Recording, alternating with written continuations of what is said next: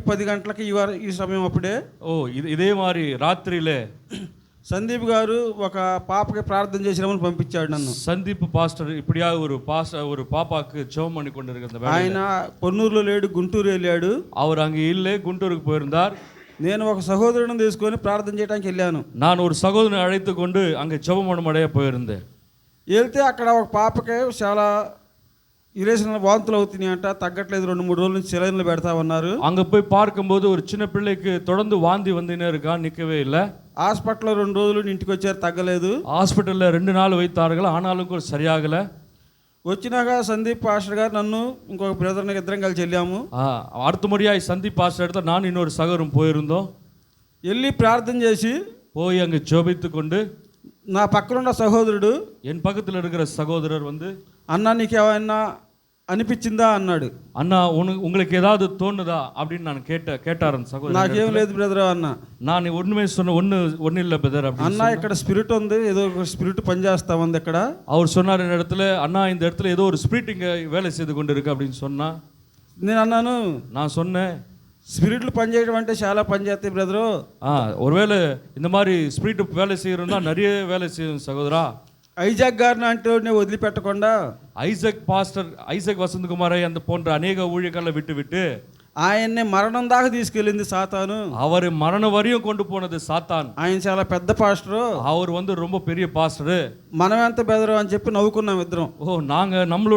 நாம எப்படிப்பட்ட ஜனங்கள் அப்படின்னு சொல்லிட்டு 2 பேரும் சிரிச்சுக்கொண்டோம். నవ్వుకొని ఇంటికి వెళ్ళిపోయాం. சிரிச்சு 2 பேரும் வீட்டுக்கு போயிட்டோம்.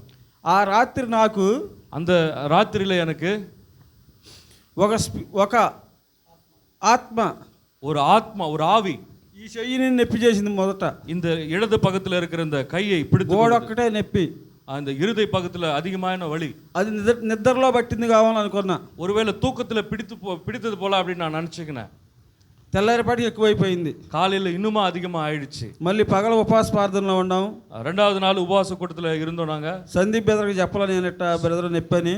இந்த వార్த்தை సందీప్ బ్రదర్కి పాస్టర్కి చెప్పలేదు. பாஸ்டர் கிட்ட நான் சொல்லல. ఆ పొగలలో ఉపవాస ప్రార్థనలో ఉన్నాను.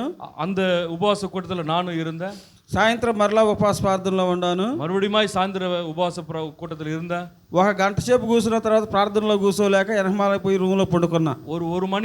ஒரு மணி நேரம் சரியா உட்காராத முடியுக்கு எனக்கு நான் போய் ரூம்ல போய் உட்கார்ந்து. మధ్యాహ్నానికి కాడ నుంచి ఈ పక్కంతా కాలు, చెయ్యి, తలకాయ, ఈ పక్కంతా పోటు మొత్తం నొప్పి. மத்தியான சமயத்துல சரியா இந்த தலைப்பகுதி, இடது பகுதி, இருதய பகுதி, காலெல்லாம் பயங்கரமா வலியா இருந்தது. గుండెలో నొప్పి, இருதயத்துல வலி எனக்கு బలంగా పట్టేసింది.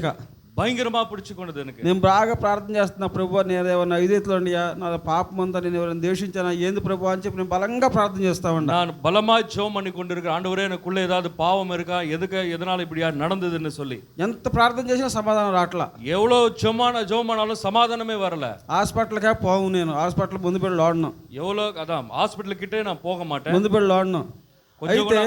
கொஞ்சம் கூட நான் ஹாஸ்பிட்டல் கூட போக மாட்டேன். ఈ బాధ భరించలేకుండా ఉంది.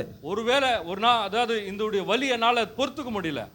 రూమ్లో పండుకొని ప్రార్థన చేస్తా ఉంటా. సందీప్ గారు అక్కడ వాక్యం చెబుతా ఉన్నాడు చర్చిలో. రూమ్లో పడుతుకొని జోమ్ பண்ணி கொண்டிருக்க அந்த இடத்துல సందీప్ అయ్యా జోమ్ பண்ணி கொண்டிருந்தாரு.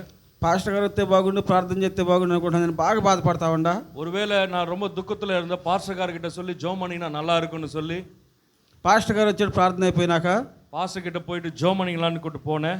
నేను మంచంలో పండుకొని ఉన్నాను. పాస్టర్ గారు నా కాడ మోకరించి, நான் కట్టెలు இப்படியா படுத்து கொண்டிருக்க அவருக்கு பாஸ்டர் கிட்ட இருந்து இறங்கி முழங்கால் படிட்டு ఇట్ట దాని మీద చెయ్యి పెట్టి இப்படியா அவர் இடத்துல கை போட்டு, ప్రభువా సహోదరుడికి సహాయం చెయ్యి, ప్రభువా ఆండవరే உதவி செய்யுங்க சகோதரனுக்கு அப்படின்னு ఒక్క మాట పలికేపటికి 3 తుమ్ములు వస్తున్నాయి.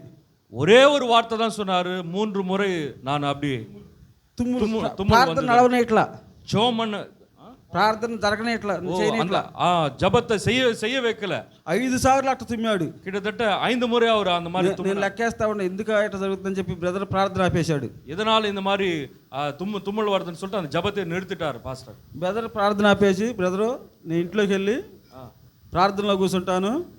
ஜபத்தை விட்டு பிரதர் சொன்னாரு, பிரதர் நான் வீட்டுக்கு போயிட்டு ஜபத்துல எதற்காக நான் ఏదో సాతాను అడ్డగిస్తా ఉంది, ஏதோ ஒரு சாத்தானுடைய ஸ்பிரிட் இங்க வேலை செய்யுது பிரதர் అని ఇంటికి వెళ్ళాడు. அப்படின்னு சொல்லி வீட்டுக்கு போயிட்டார் அவர். మన సహోదరులు 4 నన్ను హాస్పిటల్కి తీసుకెళ్లారు. நம்மளுடைய சகோதரர்லாம் என்னை ஹாஸ்பிட்டலுக்கு கொண்டு போனாங்க. అప్పుడు రాత్రి 10:30 అయింది. அப்போ ராத்திரி 10 ஆயிடுச்சு. హాస్పిటల్కి వెళ్ళి బీపీ టెస్ట్ చేశారు. ஹாஸ்பிட்டலுக்கு போனோடனே பிபி செக் பண்ணாங்க.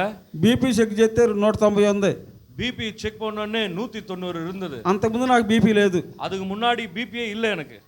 వాళ్ళు అన్నారు డాక్టర్ గారు కూడా భోజనం చేస్తున్నాడు.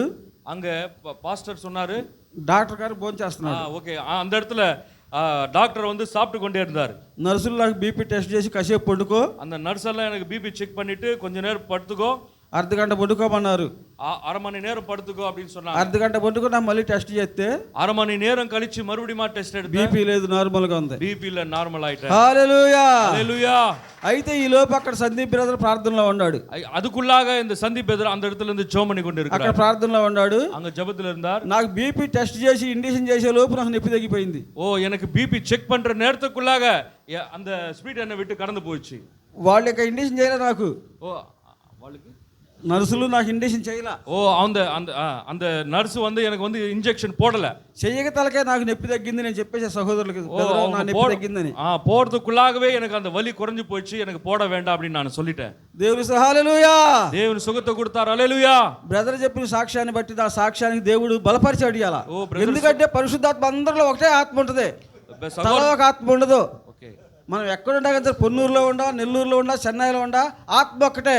நம்ம ఆమేన్. హల్లెలూయా. ఈ చిన్న సాక్ష్యాన్ని దేవుడు దీవించును గాక. ஆமென். அதாவது சகோதரர் சொன்ன சாட்சி என்ன அவ்வளவா என்ன பலப்படுத்துது.